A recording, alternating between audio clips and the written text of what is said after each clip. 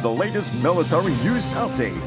This is AFP Community News, hosted by Rofh Suzon every 12 noon, Mondays to Fridays. Only here on DWDD Armed Forces Radio. One AFP for a stronger Philippines. Philippine Army assures sufficient forces to secure first-bomb parliamentary elections. Philippine Navy welcomes new warship BRP Diego Silang. Meralco expects drop in power rates this month. Marcos to disclose composition of independent commission in the next 48 hours.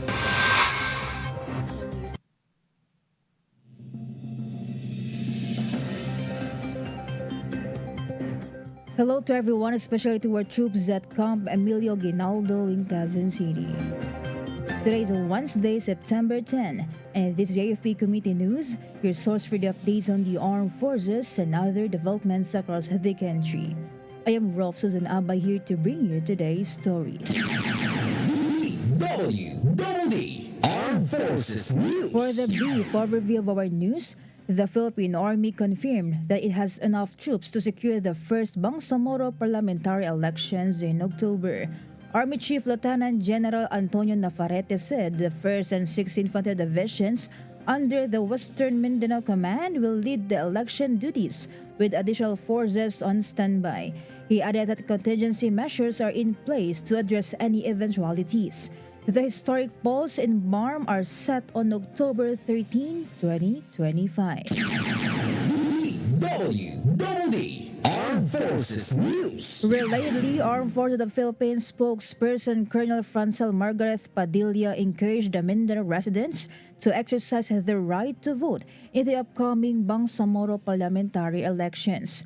She stressed that voting is a vital democratic right that must always be valued. Colonel Padilla assured that the AFP, in coordination with the Philippine National Police, is working to ensure peaceful and orderly polls on October 13. No election-related incidents have been recorded so far, while monitoring and security preparations remain ongoing. Armed Forces Radio. Some information from Shaira about Philippine Fleet marks Maritime Awareness and Civil Service Anniversary in Subic. Yes, good afternoon.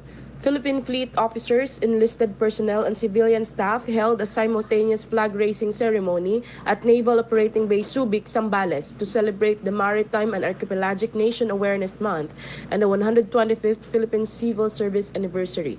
Commander Alvin Narvaez, Philippine Navy, delivered President Ferdinand Marcos Jr.'s message, stressing the need to protect marine resources, strengthen maritime security, and embrace stewardship for future generations. The event featured the simultaneous blowing of horns from fleet vessels carried the theme, Nagkakaisang Kapuluan, Panatag sa Karagatan. The fleet also renewed its public service oath and sang the awit ng Serbisyo Sibil to reaffirm integrity and excellence in service. This is Shai Rivera reporting for AFP Community News, one AFP for a stronger Philippines. Thank you, Shaira.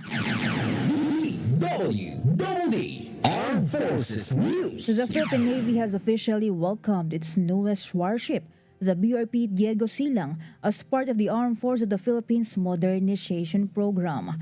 The vessel was met by other Navy ships, including BRP Jose Rizal and BRP Miguel Malvar, 14 nautical miles northwest of Zambales. According to the Navy, the ship will undergo final preparations and acceptance procedures before being added to the country's active fleet. Once operational, it is expected to boost the Navy's readiness, maritime domain protection, and capability for rules-based operations. DWDD Armed Forces News. On the other hand, the Philippine Navy said it has submitted its recommendation on the possible transfer of Japanese warships to Manila following an inspection of the vessels last August. Navy spokesperson for the West Philippine Sea, Rear Admiral Roy Vincent Trinidad, said the matter is now under deliberation by the Armed Forces of the Philippines and the Department of National Defense. In August, a delegation of naval experts, including surface warfare officers and logisticians, assessed the ships in Japan. Reports from Japanese media earlier indicated Tokyo's plan to export 6 Abukuma-class destroyer escorts commissioned from 1989 to 1993 to the Philippines. If approved, this would mark Japan's first export of such vessels, aimed at boosting interoperability and strengthening deterrence in the region. Armed Forces Radio. From our reporter on the ground, let us hear the report of Mike about the now Tech ROTC cadets trained on discipline, history, and anti-drug awareness. The Danao Technological College Reserve Officer Training Corps units held its 6th military instruction session with over 160 cadets and officers participating. The training opened with battalion formation and drill exercises, followed by lesson on military courtesy, discipline, and Philippine military history. Philippine National Police personnel also conducted an anti-drug awareness campaign and reminded cadets of local curfew regulations. The event aimed to instill discipline, patriotism, and responsibility among cadets while enhancing their knowledge of the country's military heritage. This is Mike reporting for AFP Community News, one AFP for a stronger Philippines. Thank you so much, Mike. DWDD Armed Forces News. Marine Battalion Landing Team 8 under the 4th Marine Brigade successfully conducted the unilateral exercise Panagwatwat 02-25 in Badok, Burgos, Pasukin, and Pagudpud, Ilocos Norte. The drills capped the mortar gunnery and squad rocket launcher light training classes. It tested Marines in rapid response planning, mortar and rocket operations, high-speed maneuvers with mounted weapons, retrograde tactics, and combat casualty care. The exercise enhanced the operational readiness, unit cohesion, and adaptability.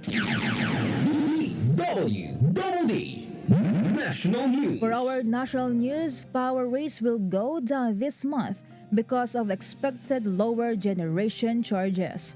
Meralco Vice President and Head of Corporate Communications Joey Zeldariaga explained the expected decrease is mainly due to the stronger Philippine peso against the US dollar. He added that this affected the costs of Meralco suppliers that are dollar-denominated. Meralco is set to announce the actual rate adjustment anytime today. Armed Forces Radio. More updates from Gina. Coast Guard trainees tour Army's 4th Infantry Division to boost its skills.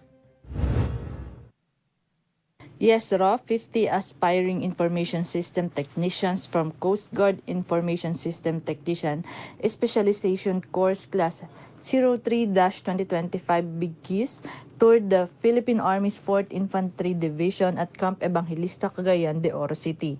The one-day study tour exposed trainees to military information systems, equipment, and operations. 4th ID also showed how hardware, software, personnel, data, and procedures work together to support mission-critical operations. The activity is part of the Coast Guard Weapons, Communications, Electronics, and Information System Training Institute's ongoing specialization program. This is Gina reporting for AFP Community News, 1 AFP for Stronger Philippines. Thank you, Gina. DWDD National News. President Ferdinand Marcos Jr. arrived in Manila yesterday after his 3-day state visit to Cambodia. The PR-001 carrying the president and his entire delegation landed at 2:49 p.m. at the Villamor Air Base. 3 key agreements covering police cooperation, higher education, and air connectivity were signed by the two countries in Phnom Penh. Marcos and Cambodian Prime Minister Hun Manet witnessed the signing of the agreement. DWDD National News. The power and composition of the Independent Commission, which will look into anomalous flood control projects, would be disclosed in the next 48 hours. President Ferdinand Marcos Jr. said this during a press conference with the Philippine media delegation in Cambodia. He added that there was a suggestion that the body would be given content powers aside from subpoena powers. PBBM earlier said an executive order will be issued creating an independent commission that will investigate the substandard, if not ghost flood control projects. Armed Forces Radio. Let us hear more updates from Shaina about 9-5 troops gain financial skills in literacy drive. Yes, Rofh. Troops of the 9th Field Artillery Battalion enhanced their financial awareness through literacy information drive held at their advanced command post in Sultan Kudarat, Maguindanao del Norte. The activity, facilitated by ACDI Multipurpose Cooperative Cotabato Branch, guided soldiers on financial management and responsible use of resources. Troops also receives updates on the cooperative's programs and explore available services and benefits. The battalion emphasized that while it does not endorse any institution, it remains committed in empowering its personnel with knowledge that supports both operational readiness and family well-being. This is Shaina Raneta reporting for AFP Community News, 1 AFP for Stronger Philippines. Thank you, Shaina. DWDD National News. Moreover, the Department of Public Works and Highways requested the Department of Justice to issue an immigration lookout bulletin order against former Undersecretary Roberto Bernardo. DPWH Secretary Vince Dizon requested the DOJ to monitor any flight plan of the former DPWH official to prevent delay in the ongoing investigation into alleged ghost and substandard flood control projects. He said the immediate release of the ILBO was important, noting of similar requests from lawmakers who want to invite Bernardo to congressional probes. Dizon also made the same request last week for 43 former and current DPWH officials and contractors. DWDD National News. A Department of Public Works and Highways engineer disclosed receiving death threats amid his alleged link to the supposed anomalous flood control projects. At the ongoing House Infrastructure Committee hearing, DPWH Bulacan 1st District Assistant Engineer JP Mendoza reiterated his request for security. Mendoza said he received a threatening message from a certain hitman last September 1. Bicol Saro Party List Representative Teddy Ridon, the committee chairperson, then committed in providing security for Mendoza. Armed Forces Radio. On the other line, let's hear more from Ferdy about First ID trains Zamboanga del Sur's youth on anti-extremism, West Philippine Sea awareness. Good day, everyone. The 1st Infantry Division conducted a series of youth symposiums in Zamboanga del Sur to promote awareness on preventing violent extremism and protecting the West Philippine Sea. Held in coordination with the school's officials, the sessions educated over 300 students and faculty from Dipaya Integrated School, Langapot Integrated School, Giniculalay National High School, Tarakan Extension, and Old Mirapao National High School. The symposiums highlighted the deceptive recruitment and tactics of threat groups, the dangers of violent extremism, and the importance of patriotism and national unity in defending the country's sovereignty. The said activity is vital in building a resilient and informed youth sector that stands against extremism and upholds our territorial integrity. This is Ferdy Blues reporting for AFP Community News, 1 AFP for Stronger Philippines. Thank you, Ferdy. DWDD National News. For other national news, dismissed Department of Public Works and Highways District Engineer Henry Alcantara declined the request to sign a waiver that would allow access to his bank and phone records. During the House Infrastructure Committee hearing, Alcantara said he is not hiding anything, but he thinks it's his right to reject the lower chamber's request. It was Akbayan Party List Representative Shell Diokno who asked Alcantara on his willingness to sign the bank's secrecy waiver. Despite this, Alcantara said he is willing to disclose his SALN while serving as DPWH District Engineer in Bulacan. DWDD National News. House Committee on Infrastructure Chair Representative Terry Ridon dismissed as a mere scrap of paper the sworn affidavit of alleged whistleblower Pacifico Curly Discaya. Discaya links several lawmakers and government officials to anomalies in flood control projects. Ridon said the affidavit was void after it was discovered during the hearing that the notarization of their affidavit had expired in 2024. The said document named Representatives Roman Romulio, Arjo Ataide, Nicanor Briones, Marcelino Teodoro, Florida Robes, and Benjamin Agarao Jr., along with other lawmakers, as allegedly involved in the flood control project anomaly.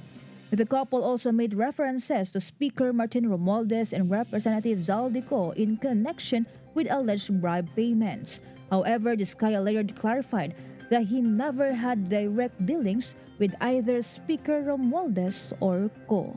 Armed Forces Radio. From Solcom, let us hear from Sena about 81st IB-led program unites 82 residents of Lupi against communist insurgency. A total of 82 residents from the 8 barangays in Lupi formally pledged allegiance to the government and renounced their support for the CPP-NPA-NDF during the culmination of the Community Information Awareness and Approach Program at Barangay Poblacion Lupi, Camarines Sur. The ceremony was spearheaded by the 81st Infantry Battalion. The event featured discussions on the Enhanced Comprehensive Local Integration Program or ECLIP and the anti-terrorism law led by military officers and public attorneys.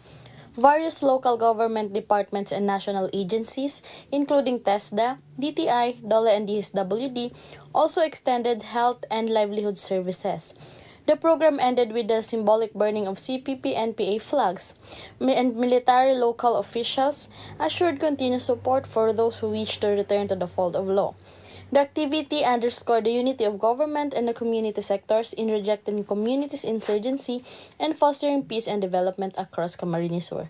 This is Sena from Solcom reporting for AFP Community News, 1 AFP for Stronger Philippines.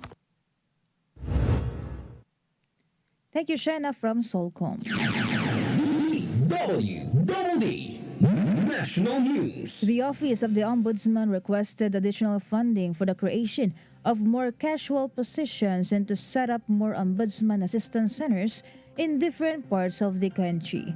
During the hearing of the House Committee on Appropriations, Assistant Ombudsman Adori Cornito said the office is requesting 36 million for the creation of casual positions for digitization of records, an additional 93.6 million for 6 new OACs. She said this funding is crucial for implementing the digitization of prior year records, which will help preserve the essential documents from degradation and facilitate easier access to record retrieval. DWDD National News. Teachers employed by the Department of Education will soon receive their overtime pay. This comes after DepEd Secretary Sonny Angara has authorized the release of funds to compensate them for the extra hours of services they rendered. Angara issued DepEd Order 26, providing guidelines for determining who is entitled to the overtime pay. The order will guide all DepEd offices and schools, including heads of offices, human resource management officers, and teachers on how to implement the overtime pay. DWDD National News. Immigration Commissioner Joel Anthony Viado declared an all-out war against fake Filipinos. He also vowed to ferret them all out, including those who use money and influence to give them a cloak of invincibility. Viado said the policy is in compliance with the directive from the President to ensure the integrity of Philippine documents and prevent the entry and stay of illegal aliens. He issued the warning following the recent arrest of 3 Chinese suspects who were found to be illegally working in Davao City. DWDD Armed Forces News. And that concludes today's broadcast, and thank you for tuning in, especially to our audience on AFP Radio, the DWDD's Facebook page. Be sure to join and catch us again tomorrow for more stories and updates, same time and same station. Once again, this is Rofh Suzon-Abay for AFP Committee News, 1 AFP for a stronger Philippines. Behold the latest military news update. This is AFP Community News, hosted by Rofh Suzon every 12 noon, Mondays to Fridays. Only here on DWDD Armed Forces Radio. One AFP for a stronger Philippines. Kayo ay nakatutok sa DWDD AFP Radio. Kami po ay kasapi ng KBP, Kapisanan ng mga Broadcaster ng Pilipinas.